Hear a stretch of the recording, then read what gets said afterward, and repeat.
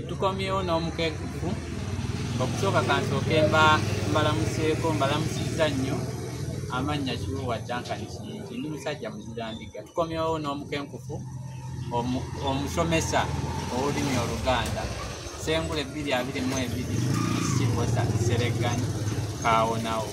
Kakati olwaleero omukenkufu omusomesa waffe waliwo enjogera egamba nti Makaayi amuzaalidde ebitukula. Amuzaalidde ebitukula Makaayi byazaalira ku nsiko. Kituufu enjogera eyo esinga nnyo okukozesebwa bannamawulire ensangi zino. Oli bwe baba katugeze omwana ng'oyo aleese obuzibu eri omuzadde agamba nti omwana yazaalidde maama we ebitukula Makaayi byazaalira ku nsiko. Ekyo kimwebuuza nti abizaala atya era Makaayi kiki? Makaayi guno omuddo naye Abaganda Makaayi bamunoonya nnyo naddala engeri ekinti ddagala. Makaayi awonya omusujja bamuyenga bawa omwana oba omuntu alwadde. Makaayi akawa naye awonya. Akawa naye awonya. Kati Makaayi ono ekyenjawulo ekimuliko amulisa ebimuli. Kati ebimuli byamulisa mulimu ebika. Waliwo Makaayi amulisa ebimuli ebya kyenvu, waliwo ne Makaayi amulisa ebimuli ebyeru ebitukula betukutukutukutukutuku.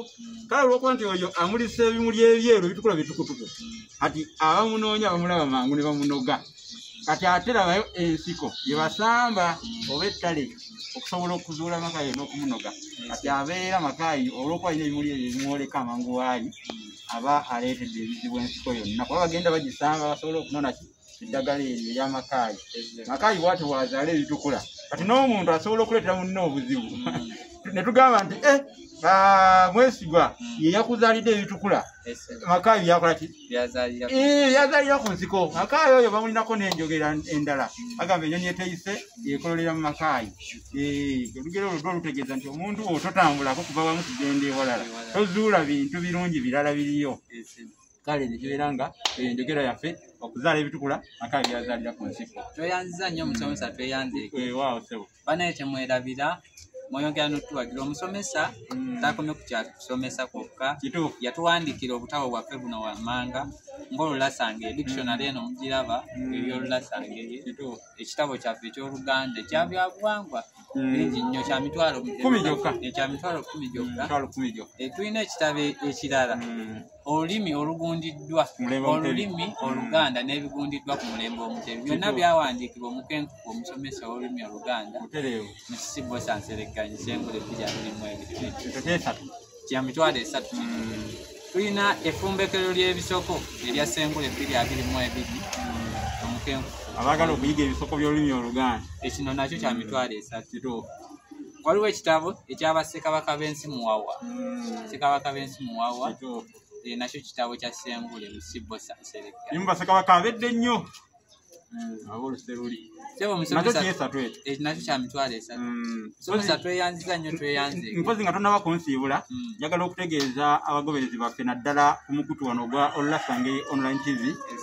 Obanga gwe mulundi ogusoosa okujja ku mukutu gwaffe, sooka subscribing okoonene ku kadde ke bayita notification bell. Ebintu bigende bulungi nnyo. Obeera eyo nga olina emikutu gy'olimu, tambuza linki yaffe n'abalala bajje.